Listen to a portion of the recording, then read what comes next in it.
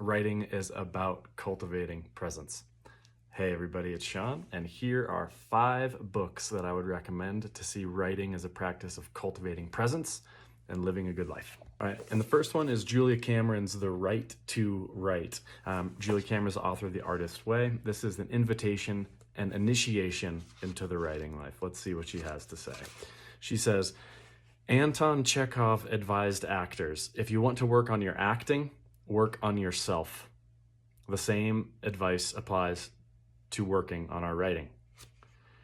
We should write. Why should we write? We should write because it's human nature to write. Writing claims our world. It makes it directly and specifically our own. We should write because humans are spiritual beings, and writing is a powerful form of prayer and meditation, connecting us both to our own insights and to a higher and deeper level of inner guidance as well. We should write because writing brings clarity and passion to the act of living. Writing is sensual, experiential, grounding. We should write because writing is good for the soul. We should write because writing yields us a body of work, a felt path through the world we live in. We should write, above all, because we are writers, whether we call ourselves writers or not. The right to write is a birthright, a spiritual dowry that gives us keys to the kingdom. Higher forces speak to us through writing. Call them inspiration, the muses, angels, God, hunches, intuition, guidance, or simply a good story. Whatever you call them, they connect us with something that's larger than ourselves, that allows us to live with greater vigor and optimism. Thank you, Julia Cameron, for the real big idea that if we're going to get better at writing, we're actually getting better at ourselves, that the two are actually together. The greater presence and awareness we bring to ourselves, the greater presence and awareness we bring to our surroundings, which we'll get into the next book, the greater we're going to cultivate presence in our work. I love Julie Cameron's stuff. I love the faith in our inner child and the belief in the artistic, creative electricity of the cosmos that we are a part of. And I feel like getting in the habit of doing daily writing, where you're listening to guidance and opening yourself up to hear what you need to hear, is beautiful. It's beautiful self-care. So that's number 1, Julie Cameron's Right to Write. All right, number 2 is Natalie Goldberg's Writing Down the Bones. I absolutely love this book because it's a presentation of what it looks like to write as a form of meditation. So we can, out of this knowledge, the clear knowledge from writing, we are better equipped to make a choice for beauty, kind consideration, and clear truth. We make this choice with our feet firmly on the ground. We are not running wildly after beauty with fear at our backs. Ooh, diddle-lally. She says, be willing to write junk for 5 years. And she says, actually, when I look at my old notebooks, I think I could have been a bit self-indulgent and have given myself too much time to meander in my discursive thoughts. I could have cut through sooner. Yet it is good to know about our terrible selves, not laud or criticize them, just acknowledge them. Then, out of this knowledge, we are better equipped to make a choice for beauty, kind consideration, and clear truth. We make this choice with our feet firmly on the ground. We are not running wildly after beauty with fear at our backs. This book teaches you how to trust your own mind, or encourages you to trust even the annoying, petty stuff that our minds do, to honor that as a coherent part of our experience. So it's like, connect with your inner child, trust your mind. Okay, the third book on cultivating the presence of a writing life is Stephen King's On Writing. I absolutely love this book, not only how it's structured, but how the structure connects to what it's saying.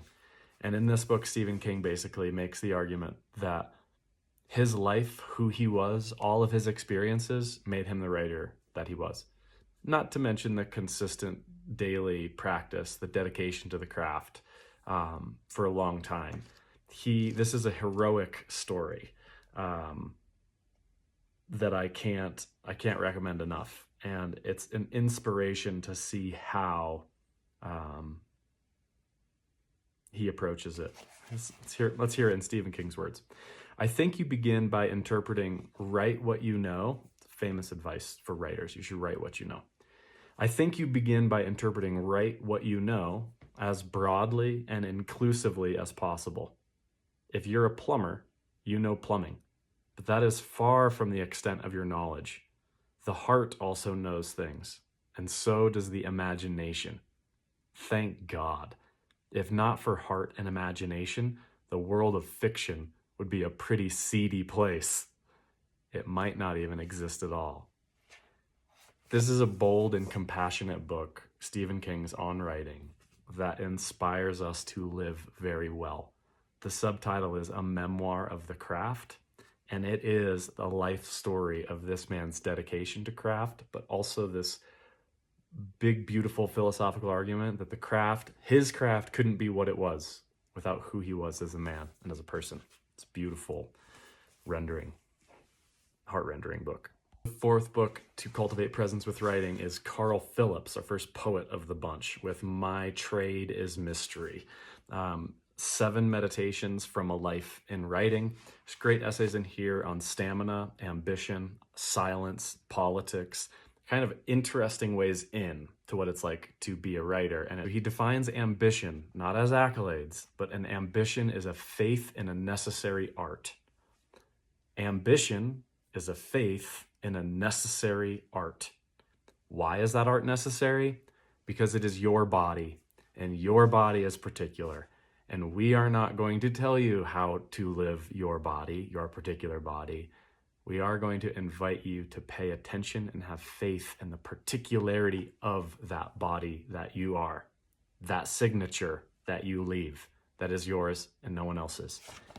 Beautiful inspiration from a poet on My Trade is Mystery, Carl Phillips.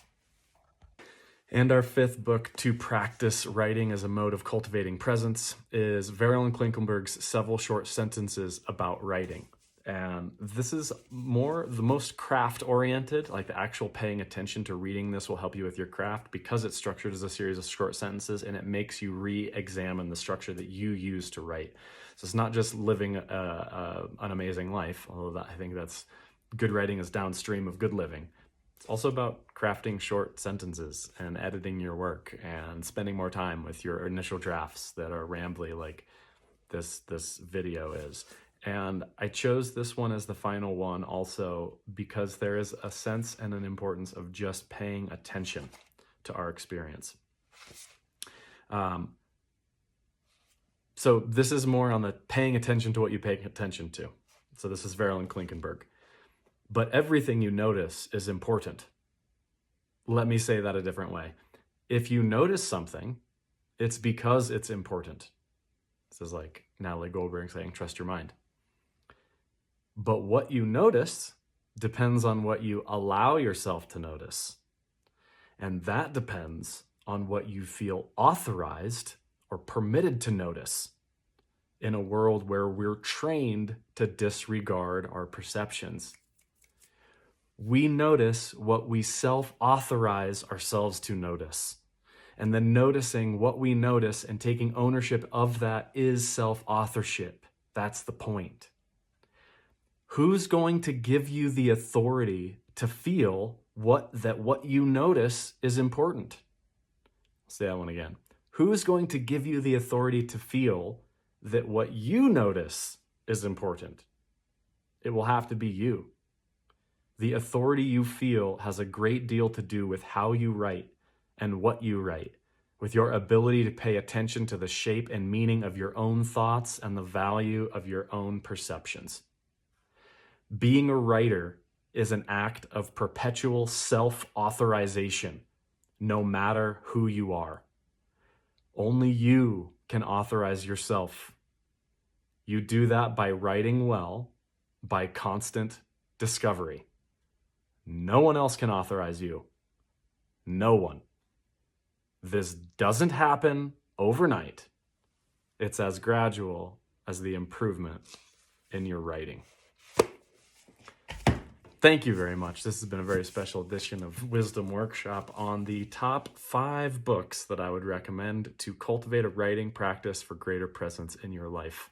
I hope this helps. If you want to read or see about the other books, the writing books that I did not select, send me a note and I'll maybe make another one of the next 5 books I'd recommend.